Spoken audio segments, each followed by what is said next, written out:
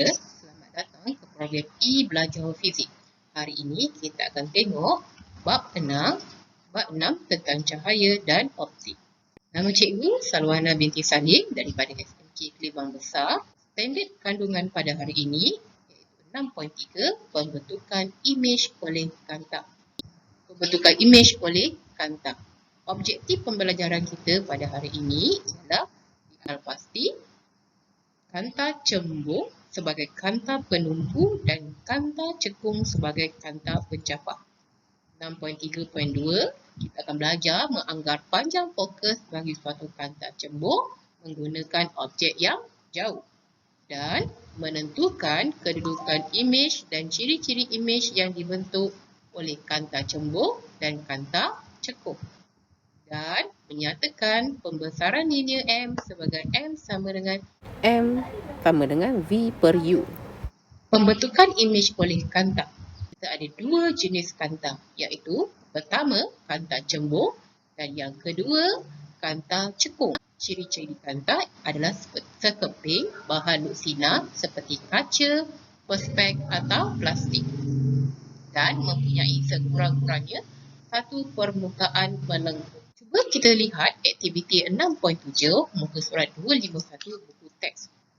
Aktiviti 6.7 untuk menunjukkan kanta cembung sebagai kanta penumpu dan kanta cekung sebagai kanta pencapah. Kita ada satu kanta cembung. Okey, ini adalah kanta cembung. Okey, terdapat satu garisan di bahagian tengah dan ada satu garisan yang kita kenali sebagai yang pertama paksi utama. Ini adalah paksi utama. Okey, di tengah ini ada pusat optik iaitu simbolnya O.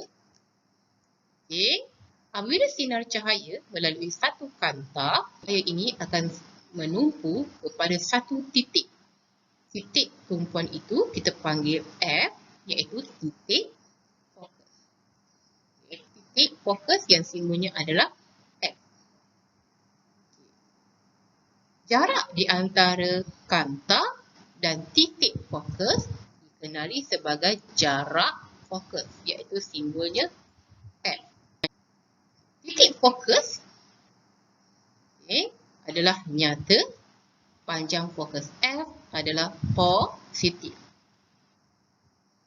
Dan disebabkan oleh keadaan yang nyata, titik fokus yang nyata, panjang fokus yang positif, dia dikenali juga sebagai kanta penumpu.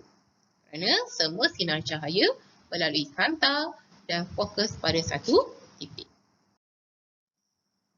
Kanta yang kedua iaitu kanta cekung. Apa dia kanta cekung? Okey, pada masa yang sama. Okey, lukiskan pada satu paksi, dua paksi utama dan di bahagian tengah paksi utama, bahagian tengah kanta, di tengahnya adalah pusat optik iaitu simbolnya adalah O. Apabila sinar cahaya melalui kanta cekung, apa yang terjadi pada sinar cahaya tersebut? Ia akan mencapah. Sinar cahaya ini akan mencapah. Dia tidak menumpuk.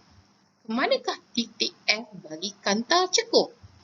Dia berada di belakang kanta, di sebelah kiri kanta.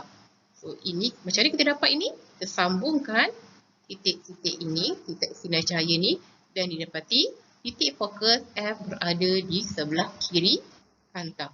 Disebabkan oleh titik F berada di sebelah kiri kanta,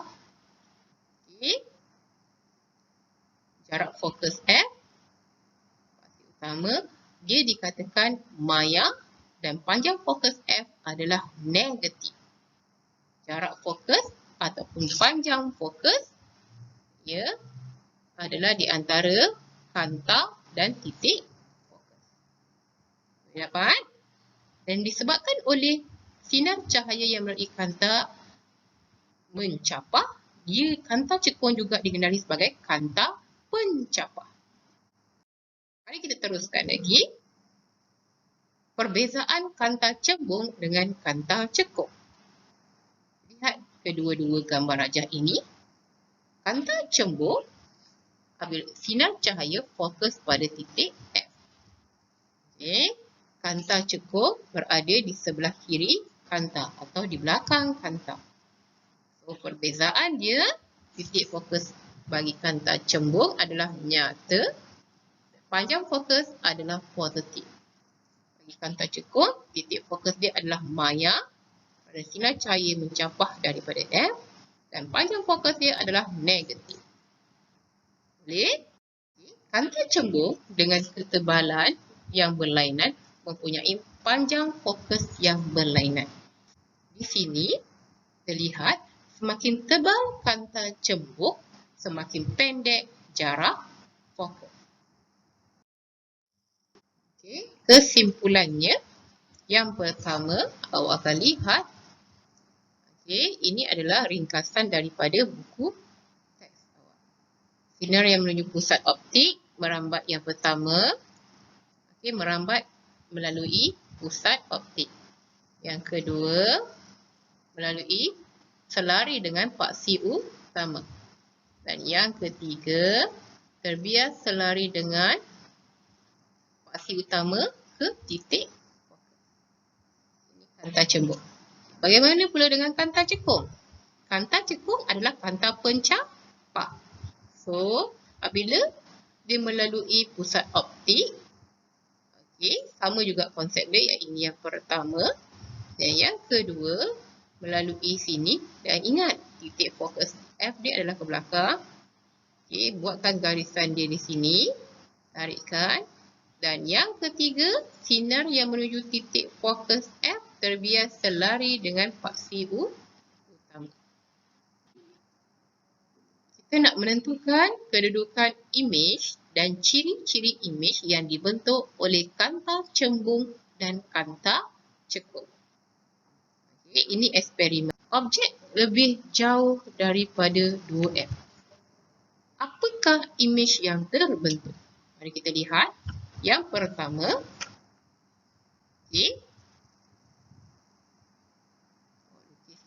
lukis sinar yang selari dengan paksi utama akan melalui titik fokus. Nampak tak? Yang kedua, sinar yang melalui pusat optik, sinar itu bergerak lurus tanpa pembiasan. Nampak tak persilangan antara sinar biru dan sinar merah? Persilangan ini pada paksi utama. Inilah persilangan ini adalah di mana imej terbentuk. Jika awak lihat imej yang terbentuk ini, apa ciri-ciri dia? Ciri-cirinya nyata, sonsang dan diperkecil. Diperkecil daripada segi apa? Dari segi objek. Nampak tak? Kedudukan kaki, dan kaki mestilah berada paksi utama dan dia punya arah anak panah terbalik, iaitu sonsang. Ini apabila objek lebih jauh daripada 2F. Yang kedua, objek berada di 2F. Objek berada di 2F. Sama juga, kita akan lukiskan gambar raja sinar melalui kanta cembung pergi kepada F. Yang kedua, lukis sinar yang melalui pusat optik. Sinar itu bergerak lurus tanpa pembiasan. Nampak tak titik persilangan? Titik persilangan dua sinar tersebut ialah kedudukan imej. So, awak lukiskan dia punya tapak mestilah berada pada paksi utama. Sama juga dengan sini. Dan persilangan dia berada di bawah, dia adalah terbalik. So, apa ciri-ciri imej yang terbentuk? Nyata, sonsang, sama saiz dengan objek. Kenapa dia sama saiz dengan objek? Kerana objek berada di 2F. Boleh? Seterusnya, kita tengok sekarang ni, apa yang akan terjadi pada imej jika objek berada di antara F dan 2F. Sama juga. Yang pertama, yang kita akan buat, lukiskan sinar yang selari dengan paksi utama pergi ke titik fokus F. Yang kedua, lukis sinar yang melalui pusat optik. Sinar itu bergerak lurus tanpa pembiasan. Dan yang ketiga, cari persilangan untuk menentukan imej yang terbentuk, kedudukan imej. Didapati imej itu ada di bawah depan. Ciri-ciri imej adalah nyata, songsang dan diperbesar. Kerana apa? Kerana objek berada di antara F dan 2F. Mari kita lihat lagi. Apa yang akan terjadi jika objek berada di antara F dan kanta? Objek berada di antara F dan kanta. Maksudnya kurang daripada panjang fokus. Mari kita lihat. Yang pertama, lukis sinar yang selari dengan paksi utama melalui titik fokus F.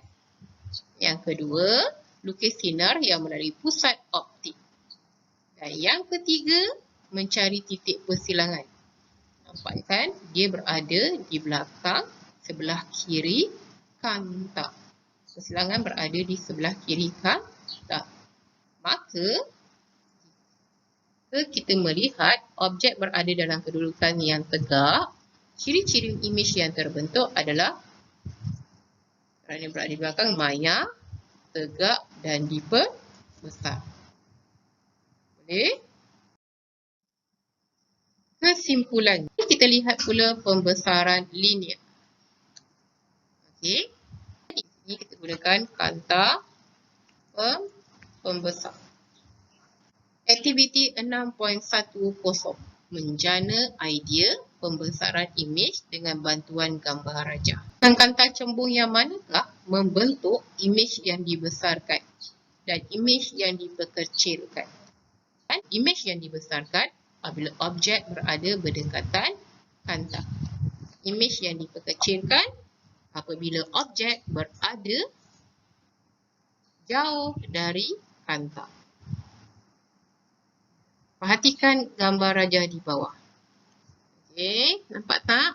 Objek ini berada berdekatan kanta. Ini objek berada di berdekatan kanta dan imej yang terbentuk adalah lebih besar. Nampak tak? Jarak antara objek dengan kanta 71 cm. Manakala yang kedua, jarak objek adalah 123 cm. Ini jauh. Ini dekat. Apabila dekat, imej yang terbentuk adalah besar. Nampak tak? Ketinggian dia. Okey. Ini imej yang adalah tinggi. Apabila objek jauh daripada kanta, imej, ketinggian imej adalah pendek. Okey, so betul tak? Maka kesimpulannya, objek yang berdekatan dengan kanta cembung, imejnya lebih besar. Objek yang berada jauh daripada kanta cembung, imej yang terhasil adalah lebih kecil. Apakah hubungan antara ketinggian imej, ketinggian objek, jarak imej dengan jarak objek? Ini dapat kita simpulkan melalui pembesaran linear M, iaitu ketinggian imej iaitu HI bahagi dengan ketinggian objek HO. Okey, macam mana nak kita cari ketinggian imej? HI di sini, ini adalah HI. Okey, dan ini adalah HO. Ketinggian objek. Pembesaran linear juga boleh dicari dengan menggunakan jarak imej V bahagi dengan jarak objek U.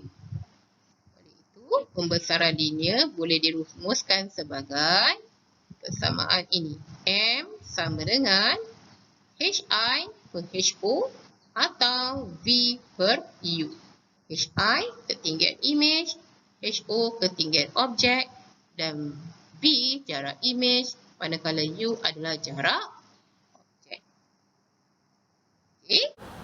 dengan berakhirnya bab pembesaran linear M ini, maka berakhirlah subtopik 6.3. Selamat belajar dan terima kasih.